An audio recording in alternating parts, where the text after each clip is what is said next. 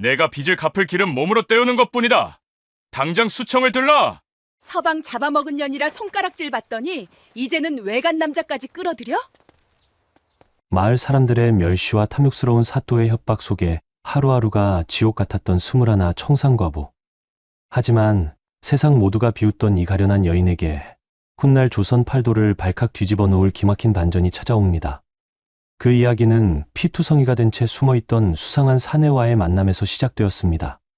도대체 이 사내에게 어떤 비밀이 있길래 과부의 인생을 송두리째 바꿔놓은 것일까요? 이야기 시작 전 구독과 좋아요는 구름야담에 큰 힘이 됩니다. 그럼 감동적인 옛 이야기 지금 바로 시작합니다.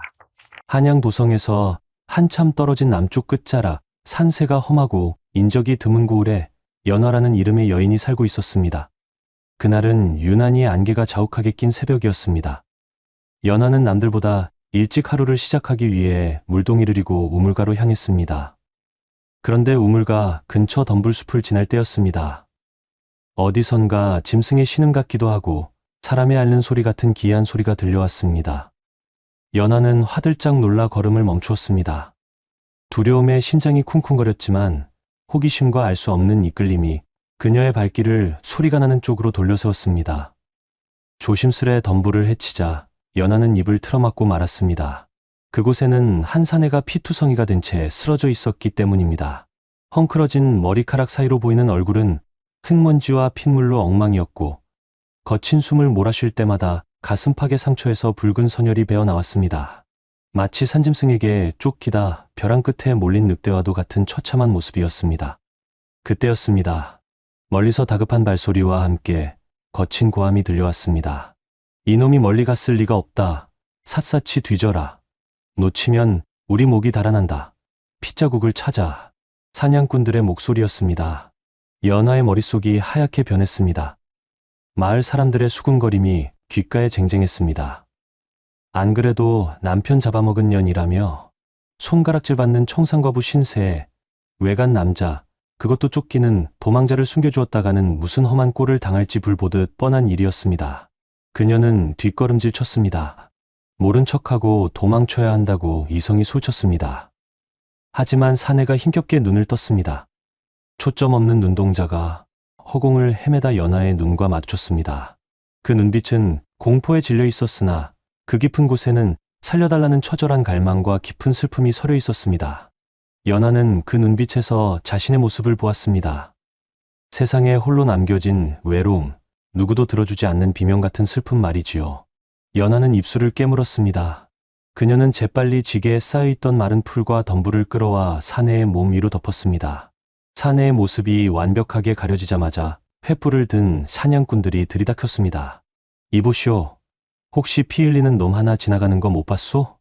험상궂은 사내의 물음에 연화는 물동이를 꽉 쥐며 고개를 저었습니다. 목소리가 떨리지 않도록 아랫배에 힘을 주었지요. 아무도 보지 못했습니다. 저도 방금 물을 기르러 나온 참이라 인기척조차 느끼지 못했습니다. 사냥꾼들은 연화의 초라한 행색과 겁에 질린 표정을 훑어보더니 혀를 차며 다른 쪽으로 달려갔습니다. 멀어지는 발소리를 들으며 연화는 그 자리에 주저앉고 말았습니다. 그녀는 알고 있었습니다. 방금 자신이 한 선택이 칠흑 같은 어둠 속으로 제 발로 걸어 들어가는 일이라는 것을 말입니다. 연화는 올해로 21가 된 꽃다운 나이였습니다. 허나 그녀의 삶은 이미 시들어버린 낙엽과도 같았습니다. 19에 시집을 갔으나 혼례를 올린 지 석 달 만에 남편이 역경으로 세상을 떠나고 말았던 것입니다. 시댁 식구들은 그녀를 서방 잡아먹은 재수 없는 년이라며 문전박대하여 내쫓았고 친정은 이미 오래전 빚보증으로 풍기박산이나 의지할 곳 하나 없었습니다. 그녀는 마을 외곽 다 쓰러져가는 초가집에서 삭바느질로 근근히 입에 풀칠하며 살았습니다. 밤새 호롱불 밑에서 눈이 짓무르도록 바느질을 해도 손에 쥐어지는 돈은 쌀 몇 줌이 고작이었습니다. 게다가 그녀의 미모는 저주와도 같았습니다. 화장기 하나 없는 얼굴에 무명옷을 걸쳐도 감출 수 없는 고운 자태는 마을 사내들의 음흉한 시선을 끌어모았고 안악들의 질투 어린 입방아에 오르내리기 일쑤였습니다. 그 중에서도 가장 큰 근심거리는 고을의 사또인 변학도였습니다. 탐욕스럽기로 소문난 변 사또는 연화의 미모를 탐내어 그녀의 아비가 남긴 빚을 핑계로 끊임없이 수청을 강요해왔습니다. 내년이 빚을 갚을 길은 몸으로 때우는 것뿐이다. 언제까지 튕길 셈이냐? 변사또가 보낸 하인들이 들이닥쳐 행패를 부리고 가는 날이면 연하는 방구석에 웅크리고 앉아 소리 죽여 울었습니다. 그때마다 그녀가 손에 꼭 쥐는 물건이 있었습니다. 바로 어머니가 돌아가시며 남겨주신 은비녀였습니다. 투박하지만 정갈한 매화 문양이 새겨진 그 비녀는 연하에게 남은 유일한 혈육의 정이자 마지막 자존심이었습니다. 아무리 굶주려도 아무리 힘들어도 이것만은 팔지 않으리라 맹세했었지요. 이 비녀마저 없다면 자신은 그저 세상의 모진 풍파에 휩쓸려 사라질 먼지 같은 존재가 될 것만 같았기 때문입니다. 그날 밤도 연하는 차가운 방바닥에 앉아 바늘을 움직였습니다. 세상은 그녀에게 가혹하기만 했고 누구 하나 따뜻한 손길을 내밀어주는 이가 없었습니다. 연하는 사냥꾼들이 완전히 사라진 것을 확인한 후 떨리는 손으로 덤불을 걷어냈습니다. 산에는 의식을 잃은 채 거친 숨만 몰아쉬고 있었습니다. 이대로 두면 날이 밝기 전에 죽을 것이 분명했습니다. 연하는 이를 악물었습니다. 그녀는 사내를 힘겹게 일으켜 세웠습니다. 장정의 무게가 그녀의 가냘픈 어깨를 짓눌렀지만 그녀는 비틀거리면서도 집을 향해 걸음을 옮겼습니다. 행여나 누가 볼까봐 덤불이 우거진 새끼를 택해 걷느라 가시나무에 살이 긁히고 옷이 찢어졌지만 아픔을 느낄 겨를조차 없었습니다. 방 안에 사내를 눕히자 비릿한 피냄새가 좁은 방을 가득 채웠습니다. 사내의 등에는 채찍 자국이 선명했고 온몸이 불덩이처럼 뜨거웠습니다. 약이 필요했습니다. 하지만 당장 끼니를 걱정해야 하는 연하에게 약을 살 돈이 있을 리 만무했습니다. 연하는 장롱 깊숙한 곳에서 천에 쌓인 은비녀를 꺼냈습니다. 손때가 묻어 반질반질한 은비녀를 바라보는 그녀의 눈가가 촉촉해졌습니다. 어머니의 유품, 마지막 자존심. 하지만 눈앞에서 죽어가는 사람을 외면할 수는 없었습니다. 어머니, 용서하세요. 사람 목숨이 먼저 아니겠습니까? 연하는 결심한 듯 비녀를 품에 넣고 읍내의 약방으로 달렸습니다. 비녀를 헐값에 넘기고 받아온 약첩을 들고 돌아오는 길, 그녀의 가슴 한구석이 뻥 뚫린 듯 시려왔습니다. 집으로 돌아온 연하는 정성껏 약을 다리고 깨끗한 천으로 사내의 상처를 닦아내었습니다. 사흘 밤낮을 꼬박 세우며 간호했습니다. 변사또가 보낸 하인들이 내일까지 빚을 갚지 못하면 관하로 끌고 가겠다며 대문 밖에서 고래고래 소리를 지르고 갔지만 연하의 귀에는 들어오지 않았습니다. 오로지 사내를 살려야 한다는 일념뿐이었습니다. 하지만 꼬리가 길면 잡히는 법이었습니다. 우물과 안악들 사이에서 흉흉한 소문이 돌기 시작했습니다. 그 집에서 밤마다 남자 앓는 소리가 들린다지. 과부 혼자 사는 집에 웬 남자 소리래. 혹시 외간 남자를 끌어들인 거 아냐? 담장 너머로 들려오는 수근거림에 연하의 심장이 내려앉는 듯했습니다. 자신의 목숨, 아니 그보다 더한 치욕을 감수해야 할지도 모르는 위험한 선택이었지만 연하는 땀에 젖은 사내의 이마를 닦아주며 마음을 다잡았습니다. 사흘째 되던 날 새벽 사내의 열이 내리기 시작했습니다. 연하가 물수건을 갈아주려 다가가던 순간 억세고 뜨거운 손이 그녀의 손목을 낚아챘습니다. 누구냐? 사내가 번쩍 눈을 떴습니다. 헝클어진 머리카락 사이로 드러난 눈동자는 맹수처럼 날카롭고 경계심으로 가득 차 있었습니다. 살기마저 느껴지는 그 눈빛에 연하는 숨을 삼켰습니다. 하지만 그녀는 도망치지 않고 차분한 목소리로 답했습니다. 안심하세요. 여기는 제 집입니다. 당신은 숲속에 쓰러져 있었고 제가 데려왔습니다. 연하의 고요한 목소리에 사내의 눈빛이 흔들렸습니다. 그는 천천히 주위를 둘러보았습니다. 낡았지만 정갈한 방, 머리맡에 놓인 약사발, 그리고 겁을 먹었으면서도 물러서지 않는 여인의 눈동자. 사내는 서서히 손목을 놓았습니다. 왜? 절 살리셨습니까? 저는 쫓기는 몸입니다. 저를 도왔다가는 낭자까지 위험해질 수 있습니다. 사내의 목소리는 갈라져 있었지만 깊은 울림이 있었습니다. 연하는 잠시 말을 골랐습니다. 그저 보고만 있을 수가 없었습니다. 당신의 눈빛이 너무 슬퍼 보여서 참아두고 울 수가 없었습니다. 그 말에 사내는 멍하니 연하를 바라보았습니다. 짐승처럼 거칠었던 그의 눈망울에 일순간 물기가 어렸습니다. 세상 모두가 자신을 죽이려 하고 멸시하는데 처음으로 자신을 사람으로 봐준 이가 나타난 것입니다. 제 이름은 강산이라 합니다. 은혜를 잊지 않겠습니다. 저는 연하입니다. 은혜랄 게 있나요? 몸이 나와서 추스십시오. 강산이라 밝힌 사내는 고개를 숙였습니다. 두 사람 사이에 묘한 침묵이 흘렀습니다. 그것은 어색함이 아닌 서로의 상처를 알아본 이들만이 공유할 수 있는 위로의 공기였습니다. 연하는 강산의 깊은 눈매에서 자신과 같은 종류의 지독한 외로움을 읽어냈습니다. 타닥타닥 타오르는 호롱불 아래 두 사람의 그림자가 벽 위에서 하나로 겹쳐 흔들렸습니다. 강산의 회복력은 놀라웠습니다. 며칠 지나지 않아 그는 자리를 털고 일어났습니다. 그는 밤만 축낼 수는 없다며 연하가 말릴 새도 없이 집안일을 거들기 시작했습니다. 마당 한 구석에 산처럼 쌓여가는 장작, 가득 채워진 물독, 고쳐진 지붕. 연하의 집은 오랜만에 사람 사는 온기로 채워졌습니다. 연하가 마루에 앉아 바느질을 하고 있으면 마당에서 장작을 패는 강산의 도끼질 소리가 규칙적으로 들려왔습니다. 쩍, 쩍 하고 나무 갈라지는 소리가 날 때마다 연하는 힐끔힐끔 그를 훔쳐보았습니다. 땀방울이 맺힌 강산의 등 근육이 꿈틀거릴 때마다 연하의 가슴 속에서도 알 수 없는 무언가가 울렁거렸습니다. 횡하던 집에 든든한 사내가 있다는 사실만으로도 이토록 마음이 놓일 수 있다는 것을 그녀는 처음 알았습니다. 강산 역시 물을 건네주는 연하의 손끝이 스칠 때마다 얼굴을 붉히며 시선을 피했습니다. 힘드실 텐데 좀 쉬어가며 하세요. 아닙니다.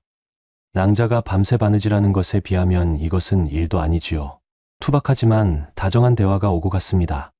마을 안악들이 담장 너머로 흘끔거리며 저 과부댁에 웬 머슴이 들어왔나 봐 하고 수군댔지만 연하는 그 소리가 들리지 않는 척했습니다. 오히려 지금 이 순간이 깨지지 않기를 바랄 뿐이었습니다. 하지만 평화는 폭풍 전야와도 같았습니다. 대문 밖을 서성이는 빚쟁이들의 그림자가 짙어지고 있었고 변 사또가 보낸 첩자들이 집 주위를 맴돌기 시작했습니다. 강산은 도끼를 내려놓고 날카로운 눈빛으로 담장 밖을 응시했고 연하는 바늘에 찔려 손가락에 맺힌 핏방울을 보며 불길한 예감에 몸을 떨었습니다. 그들의 짧고 평온한 일상에 검은 먹구름이 서서히 들이우고 있었습니다.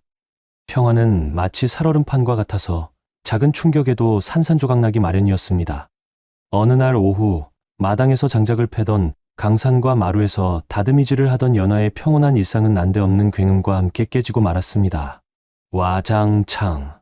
대문이 부서져라 열리며 변 사또의 하인들이 들이닥쳤습니다.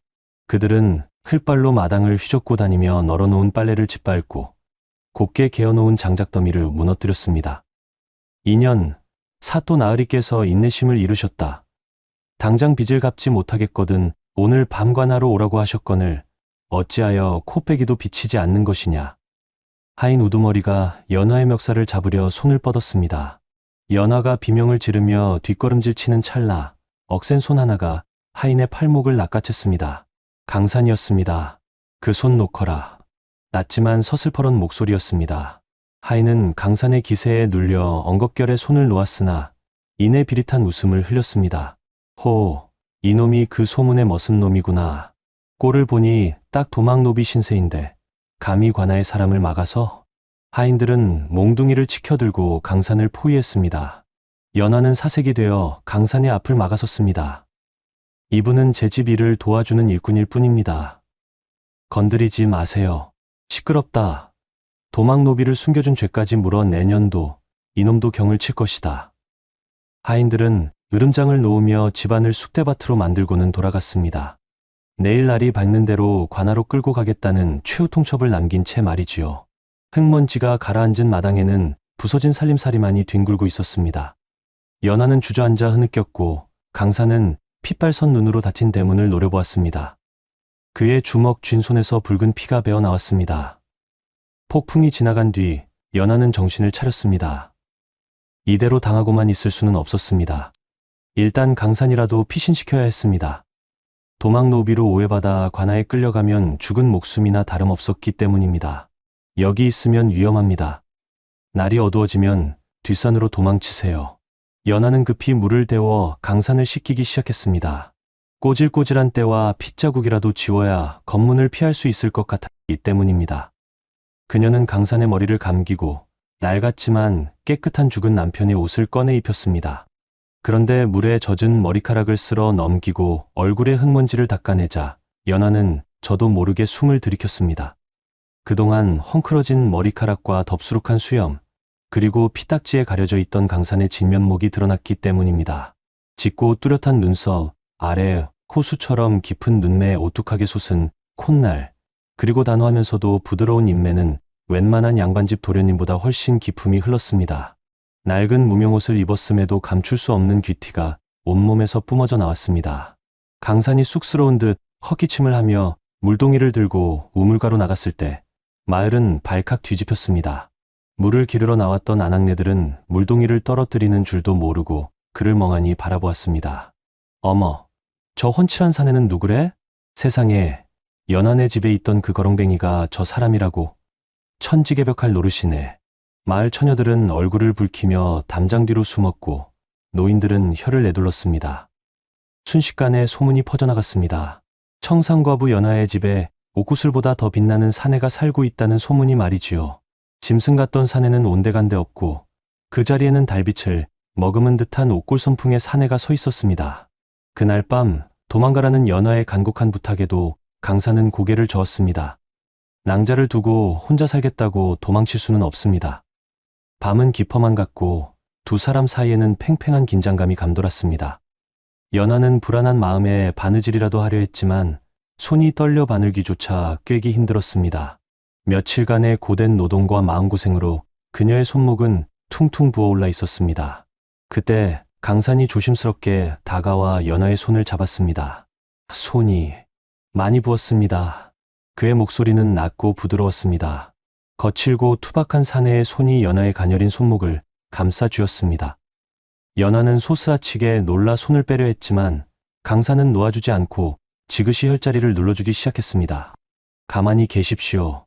이렇게 풀어주지 않으면 내일은 손도 못 쓸 것입니다. 강산의 따뜻한 체온이 손목을 타고 온몸으로 퍼져나갔습니다.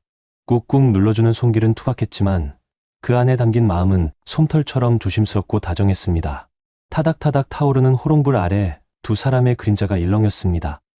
방 안의 공기가 뜨겁게 달아올랐고 창문에 서린 밤이슬마저 증발해 버릴 듯했습니다. 연하는 고개를 들어 강산을 바라보았습니다. 그의 눈동자에 빛이 흔들리는 불빛을 보며 연하의 심장도 함께 요동쳤습니다. 강산 역시 연하의 고운 얼굴에서 시선을 떼지 못했습니다. 꽃봉오리가 활짝 피어나듯 두 사람의 마음 깊은 곳에서 억눌러왔던 연정이 조용히 고개를 들었습니다. 말 한마디 없었지만 맞닿은 손끝을 통해 서로의 진심이 오롯이 전해지고 있었습니다. 다음 날 아침 마을 어귀가 소란스러웠습니다. 밭을 매던 아낙이 새파랗게 질린 얼굴로 아이를 업고 달리고 있었습니다. 사람 살려요. 우리 개똥이가 독사에게 물렸어요. 아이는 이미 입술이 보랏빛으로 변해 숨이 넘어가기 직전이었습니다. 마을 의원이 급히 달려왔으나 상처를 보고는 고개를 저었습니다. 늦었네. 독이 이미 심장까지 퍼졌어. 준비를 하게. 아이 어미는 땅을 치며 통곡했고 구경하던 마을 사람들도 혀를 차며 안타까워했습니다. 그때였습니다. 인파를 해치고 강산이 나타났습니다. 비키시오. 강산은 주저없이 아이를 받아 안았습니다. 그리고 품속 깊은 곳에서 낡은 천에 쌓인 무언가를 꺼냈습니다. 그것을 펼치자 아침 햇살을 받아 번쩍이는 가느다란 은침들이 드러났습니다. 사람들이 웅성거렸습니다. 노비 주제의 의술을 흉내내냐며 비웃는 이도 있었습니다. 하지만 강산의 눈빛은 흔들림이 없었습니다.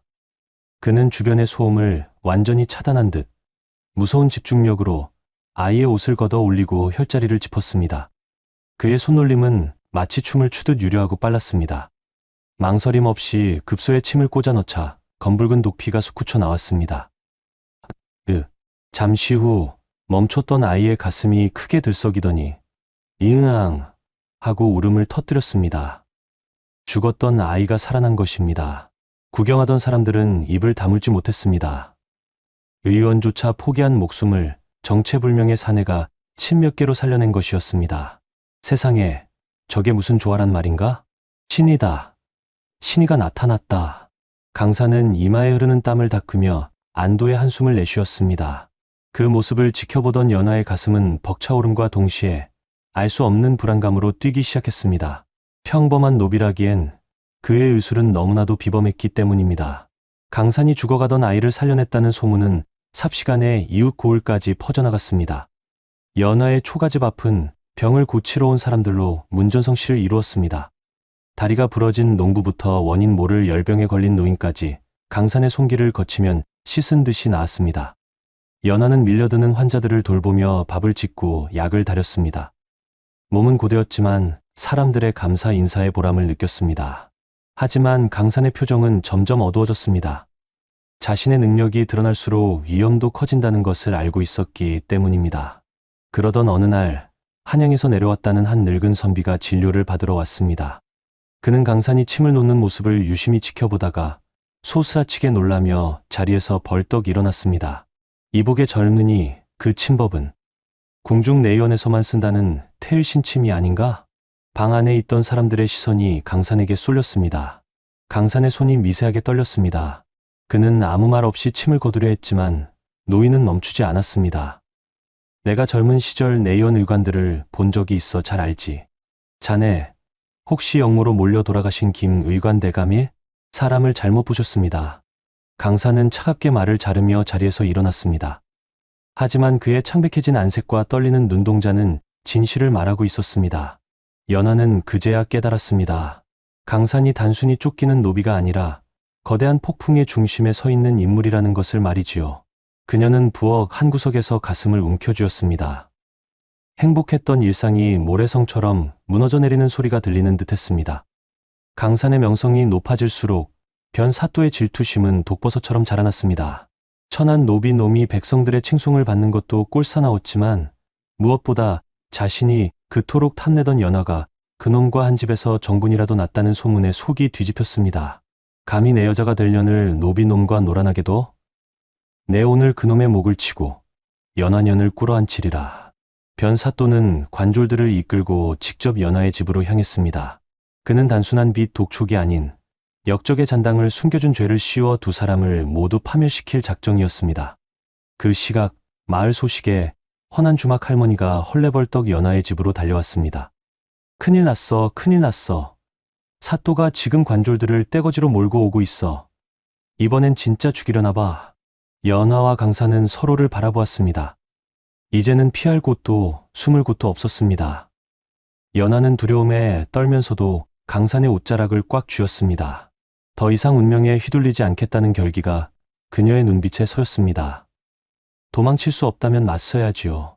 저들이 원하는 대로 비참하게 죽지는 않을 것입니다.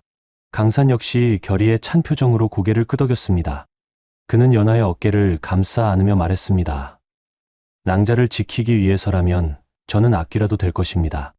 그때 주막 할머니가 주위를 살피더니 목소리를 낮춰 은밀한 정보를 흘렸습니다. 이건 자네들만 알고 있게. 윗마을 주막에 웬 허름한 선비가 하나 묵고 있는데 그 양반 행색은 남루해도 눈빛이 예사롭지 않아. 떠도는 소문에 암행어사가 떴다는데 혹시 모르니 그쪽으로 피해보는 건 어떻겠나. 희망의 불씨가 희미하게 타올랐습니다. 하지만 사또의 행렬은 이미 마을 어귀의 당도에 있었습니다. 말발굽 소리가 지진처럼 땅을 울리며 다가오고 있었습니다. 말발굽 소리가 지축을 울리며 다가오는 급박한 상황 속에서 연하는 떨리는 손으로 강산의 옷깃을 잡았습니다. 더 이상 물러설 곳이 없다는 것을 직감한 그녀의 눈빛은 비장했습니다. 제발 말씀해 주십시오. 당신은 대체 누구십니까? 우리가 죽더라도 억울한 귀신은 되지 말아야 할 것 아닙니까? 연하의 간절한 호소에 강산은 입술을 깨물었습니다. 그의 눈동자가 심하게 흔들리다 이내 결심한 듯 차분하게 가라앉았습니다. 저는 노비가 아닙니다. 제 아버지는 궁중내의원 수석 어의 김상궁 대감이십니다. 연하는 숨을 들이켰습니다. 김상궁 대감이라면 얼마 전 세자 저하의 급서 사건에 연루되어 역모죄로 참수당했다는 그분이었습니다. 아버님은 억울하게 돌아가셨습니다. 세자 저하께서는 병환으로 돌아가신 것이 아니라 독살당하신 것입니다. 아버님은 그 사실을 밝혀내려다 누명을 쓰고 돌아가셨고 저희 집안은 풍비박산이 났지요. 강산의 목소리는 분노와 슬픔으로 떨렸습니다. 그는 품속 깊숙한 곳에서 대나무 통 하나를 꺼냈습니다. 이것이 아버님께서 목숨과 맞바꿔 지키신 증거입니다. 독을 쓴 자들이 누구인지 그 배후가 적힌 비밀 문서이지요. 저는 이것을 관군에게 빼앗기지 않으려 도망치던 중이었습니다. 진실은 연하가 상상했던 것보다 훨씬 거대하고 무서운 것이었습니다. 하지만 이상하게도 두려움보다는 가슴 깊은 곳에서 뜨거운 것이 치밀어 올랐습니다. 눈앞에 이 사내는 죄인이 아니라 홀로 거대한 악과 싸우고 있는 의인이었던 것입니다. 쿵, 쿵, 쿵. 안에 있는 거 다 안다. 당장 문을 열어라. 변사또의 하인들이 대문을 부수기 시작했습니다.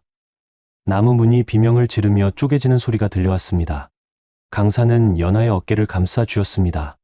낭자, 저는 여기서 저들을 막겠습니다. 낭자는 뒷문으로 피하십시오.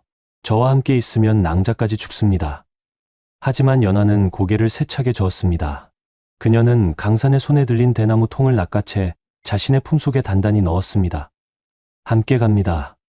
저 혼자 살겠다고 도망칠 거였으면 애초에 당신을 구하지도 않았을 것입니다. 연하는 강산의 손을 꽉 잡았습니다. 거칠어진 그녀의 손과 굳은 살 박인 강산의 손이 하나로 얽혔습니다. 그 맞잡은 손을 통해 서로의 체온과 떨림, 그리고 삶에 대한 강한 의지가 전해졌습니다. 우리는 함께 살아서 증명할 겁니다. 아버님의 결백을, 그리고 우리의 죄 없음을요. 아까 할머니가 말씀하신 암행어사, 그분을 찾아갑시다. 연하의 눈동자에서 타오르는 불꽃을 본 강사는 가슴이 먹먹해졌습니다. 세상 천지에 홀로 남겨진 줄 알았는데 목숨을 걸고 자신을 믿어주는 여인이 눈앞에 있었습니다. 알겠습니다. 함께 갑시다. 지옥 끝까지라도 함께 가겠습니다. 두 사람은 굳은 약속을 나누듯 서로를 바라보았고 부서지는 대문을 뒤로 한 채 뒷담을 넘어 어둠 속으로 몸을 던졌습니다. 밤 공기는 차갑고 숲은 칠흑처럼 어두웠습니다. 나뭇가지가 얼굴을 때리고 가시덤불이 옷을 찢었지만 두 사람은 멈추지 않고 달렸습니다. 거기 서라. 저쪽이다. 횃불을 든 추격대가 뱀처럼 꼬리를 물고 따라붙었습니다. 변사또는 단순히 빚을 받으려는 게 아니었습니다. 그는 이미 한양의 간신들과 결탁하여 강산이 가진 증거를 없애라는 지형을 받은 상태였던 것입니다. 잡아라. 그놈이 가진 대나무 통을 반드시 찾아야 한다.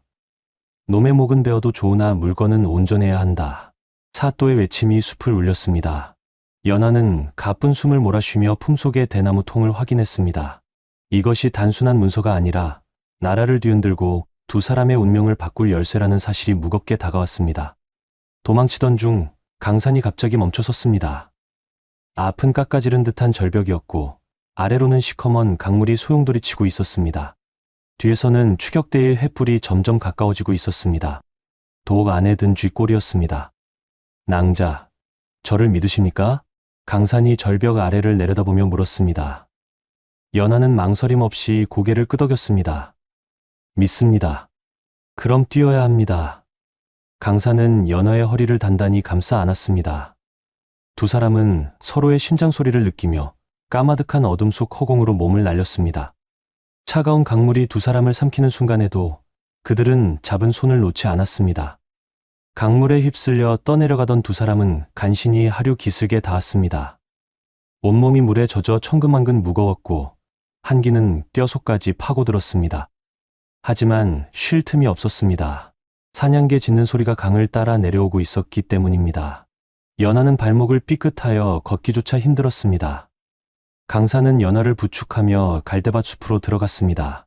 그러나 변사또의 집요함은 상상을 초월했습니다. 포졸들이 갈대밭을 포위하고 좁혀오기 시작했습니다. 강사는 직감했습니다. 둘 다 도망칠 수는 없다는 것을요. 그는 연하를 바위 틈새 깊숙한 곳에 숨겼습니다. 낭자, 이 문서를 가지고 어사또가 계신다는 주막으로 가십시오. 저는 저들을 유인하겠습니다. 안 됩니다. 같이 가야지요. 연하가 울부짖으며 매달렸지만 강사는 슬픈 미소를 지으며 연하의 이마에 입술을 맞추었습니다. 그것은 짧지만 뜨거운 생애 첫 정표이자 작별 인사였습니다. 꼭 다시 만나러 가겠습니다. 약속합니다. 강사는 대나무 통을 연하에게 쥐어주고는 갈대밭 밖으로 뛰쳐나갔습니다. 이놈들아, 내가 여기 있다. 강산이 소리치자 포졸들이 우르르 그쪽으로 몰려갔습니다. 연하는 입을 틀어막고 숨죽여 울었습니다. 멀리서 들려오는 타격음과 신음소리, 그리고 강산이 포승줄에 묶여 끌려가는 모습을 지켜보며 그녀의 가슴은 갈기갈기 찢겨나갔습니다. 관아의 지하 감옥은 축축하고 곰팡이 냄새로 가득했습니다. 강산은 피투성이가 된 채 차가운 바닥에 내동댕이 치웠습니다. 변사또가 들어와 강산의 멱살을 잡았습니다. 독한 놈, 문서는 어디에 숨겼느냐? 내년과 함께 도망친 그 계집은 어디 있느냐? 사또는 인두를 화로에 달구며 협박했습니다. 하지만 강사는 비릿한 피 섞인 침을 뱉으며 웃었습니다. 내 목을 쳐라. 하지만 이놈들의 더러운 죄악은 하늘이 알고 땅이 알 것이다. 그 시각 옥 안의 다른 감방에서 앓는 소리가 들려왔습니다. 억울하게 누명을 쓰고 잡혀온 늙은 죄수가 고열에 시달리며 죽어가고 있었습니다. 자신의 몸도 성치 않은 상황이었지만 강사는 의원으로서의 본능을 저버릴 수 없었습니다. 그는 묶인 손으로 힘들게 바닥의 집단을 뽑았습니다. 날카로운 지푸라기 끝을 침처럼 다듬어 죄수의 손발 혈자리를 찔렀습니다. 조금만 참으십시오. 곧 편해지실 겁니다. 강산의 손가락은 고문으로 부러져 있었지만 그의 의술은 흔들림이 없었습니다. 죽음의 문턱에 있던 죄수의 호흡이 점차 편안해지기 시작했습니다. 이를 지켜보던 옥졸들조차 경외감에 침을 삼켰습니다. 자신도 죽어가는 마당에 남을 살리는 그 모습은 마치 지옥의 강림한 부처와도 같았기 때문입니다. 한편 연하는 찢어진 옷과 맨발로 산을 넘고 물을 건넜습니다. 발바닥이 찢어져 피가 철철 흘렀지만 고통은 느껴지지 않았습니다. 오직 강산을 구해야 한다는 일념 하나로 정신을 붙들고 있었습니다. 동이 트기 시작할 무렵 연하는 드디어 옆 고을 주막에 도착했습니다. 하지만 주막 앞을 지키는 덩치 큰 사내들이 그녀를 막아섰습니다. 어디서 온 거지 거지야? 썩 꺼져라. 제발 어사 나으리를 뵙게 해주세요. 사람 목숨이 달렸습니다. 연하는 바닥에 머리를 찌우며 애원했습니다. 그때 주막 방문이 열리며 남루한 옷차림의 사내가 걸어 나왔습니다. 갓은 찌그러졌고 옷에는 술 냄새가 진동했지만 눈빛만은 형형하게 살아있는 자였습니다. 아침부터 웬 소란이냐? 연하는 본능적으로 그가 암행어사 박문수임을 알아차렸습니다. 그녀는 품속에서 대나무 통을 꺼내 바쳤습니다. 나으리, 억울하게 죽은 김상궁, 어이 대감의 아들이 지금 죽어가고 있습니다. 이 안에 영모의 진실이 들어있습니다. 박문수는 김상궁이라는 이름에 눈을 크게 떴습니다. 그는 떨리는 손으로 문서를 받아 읽어 내려갔습니다. 그의 얼굴이 불그락푸르락 변하더니 이내 분노로 일그러졌습니다. 이런 천인공노할 놈들. 내 친구를 죽이고 그 아들까지 죽이려 하다니. 박문수는 즉시 호패를 집어들었습니다. 출두 준비를 하라. 당장 변학도 그놈의 관하로 간다. 하지만 시간이 없었습니다. 오늘 정오 변사또가 강산을 참수하겠다고 공포했기 때문입니다. 해는 이미 중천을 향해 가고 있었습니다. 연하는 쓰러질 것 같은 몸을 일으켜 다시 관하 쪽을 바라보았습니다. 기다려요. 제발 살아만 있어줘요. 관하의 형장에서는 망나니가 칼춤을 추고 있었고 강산은 목에 칼을 쓴 채 무릎 꿇려 있었습니다. 변사또가 회심의 미소를 지으며 처형 명령을 내리려는 찰나 멀리서 뽀얀 먼지바람과 함께 말발굽 소리가 천둥처럼 울려 퍼지기 시작했습니다. 형장의 북소리가 둥둥 울리고 망나니가 입에 머금은 물을 칼날에 뿜어내었습니다. 희뿌연 물 한 개 사이로 서슬퍼런 칼날이 번뜩였습니다. 변사또는 정자관을 고쳤으며 의기양양하게 소리쳤습니다. 어서 쳐라. 저 역적 놈의 목을 베어 후환을 없애라. 칼이 높이 들리고 강산이 질끈 눈을 감은 찰나였습니다. 암행어사 출두야. 천지가 개벽할 듯한 외침이 관하를 뒤흔들었습니다. 닫혀있던 관하의 문이 박살나며 역졸들이 물밀듯이 쏟아져 들어왔습니다. 상감마마의 어명을 받은 암행어사 박문수 대감께서 행차하신다. 모두 엎드려라. 형장은 순식간에 아수라장이 되었습니다. 망나니는 칼을 떨어뜨리고 주저앉았고 변사또는 사색이 되어 자리에서 굴러떨어졌습니다. 그 혼란 속으로 남루한 옷을 벗어 던지고 관복을 갖춰 입은 박문수가 위풍당당하게 걸어 들어왔습니다. 그 뒤에는 헐떡이는 숨을 몰아쉬는 연하가 서 있었습니다. 박문수는 강산의 앞을 막아서며 품에서 마패를 꺼내 들어 보였습니다. 햇빛을 받은 마패가 찬란하게 빛났습니다. 변학도 내 이놈, 내 놈이 저지른 죄는 하늘이 알고 땅이 알거늘 감히 충신의 아들을 참하려 들다니. 박문수는 연화가 가져온 대나무 통에서 문서를 꺼내 만천하에 공개했습니다. 이 문서에는 세자저하를 독살한 독약의 성분이 적혀 있다. 그리고 그 독을 구한 자가 바로 내 놈이라는 사실이 여기 명백히 적혀 있지 않느냐. 놀라운 반전이 이어졌습니다. 강산이 마을 아이를 살릴 때 썼던 그 신묘한 해독, 침술, 그것은 바로 아버지 김상궁, 어이가 독살당한 세자를 살리기 위해 연구했던 비기였던 것입니다. 강산이 그 침수를 알고 있다는 것 자체가 그가 김상궁의 적통이자 진실을 알고 있는 유일한 증인임을 입증하는 결정적 증거였습니다. 변사또는 부들부들 떨며 변명하려 했으나 입이 떨어지지 않았습니다. 모든 것이 끝났음을 직감한 그의 눈동자에 절망이 가득 찼습니다. 묶여있던 강산이 고개를 들어 연하를 바라보았습니다. 피투성이가 된 얼굴이었지만 연하를 향한 미소만은 그 어느 때보다 환하고 따뜻했습니다. 죄인은 포승줄에 묶이고 의인은 풀려났습니다. 변사또와 그의 결탁한 이방, 포졸들은 줄줄이 굴비 엮이듯 엮여 한양으로 압송되었습니다. 그들은 곤장을 맞고 유배를 가거나 죄질이 무거운 자는 참수형을 면치 못할 것이었습니다. 관아 마당에는 변사또가 그동안 백성들에게서 착취한 곡식과 재물이 산처럼 쌓여 있었습니다. 박문수는 곡간을 활짝 열어 백성들에게 골고루 나눠주라 명했습니다. 와, 만세, 암행어사 대감 만세. 백성들의 환호성이 하늘을 찔렀습니다. 연하의 빈문서 역시 불타는 화로 속으로 던져져 재가 되어 사라졌습니다. 지긋지긋했던 가난과 협박의 굴레에서 완전히 벗어나는 순간이었습니다. 강산은 아버지의 누명을 벗기고 가문의 명예를 되찾았습니다. 조정에서는 김상궁 어이의 신원을 복원하고 그 아들인 강산에게 정삼품 내의원 의관벼슬을 제수한다는 교지를 내렸습니다. 이제 강산은 더 이상 도망노비가 아닌 비단 관복을 입은 당당한 양반이었습니다. 연하는 멀리서 화려한 옷을 입은 강산을 바라보며 씁쓸한 미소를 지었습니다.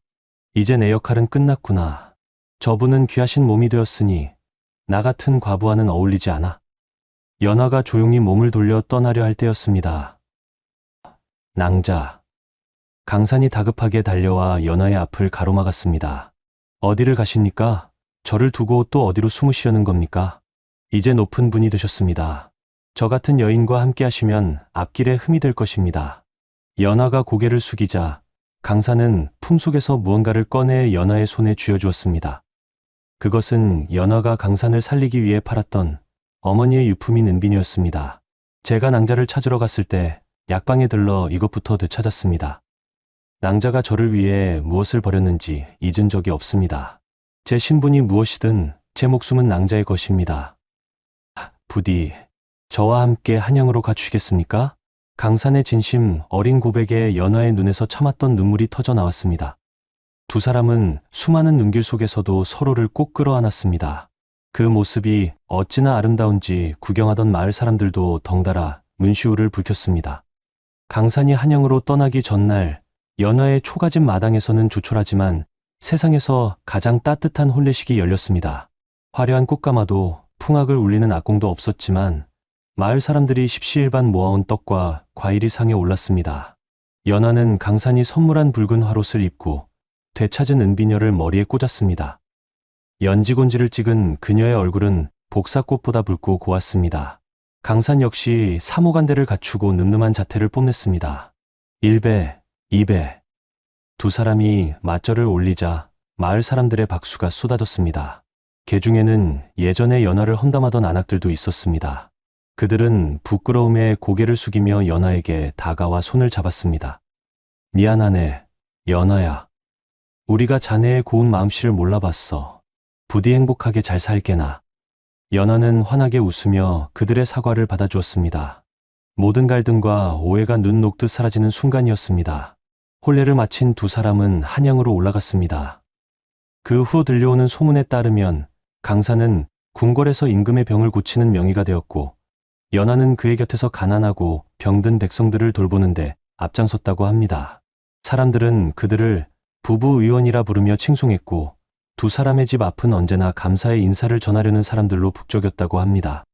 먼 훗날 두 사람이 늙어 백발이 되었을 때도 강산은 매일 아침 연하의 머리에 은비녀를 꽂아주며 말했다고 전해집니다. 당신은 나의 생명의 은인이자 영원한 나의 낭자입니다.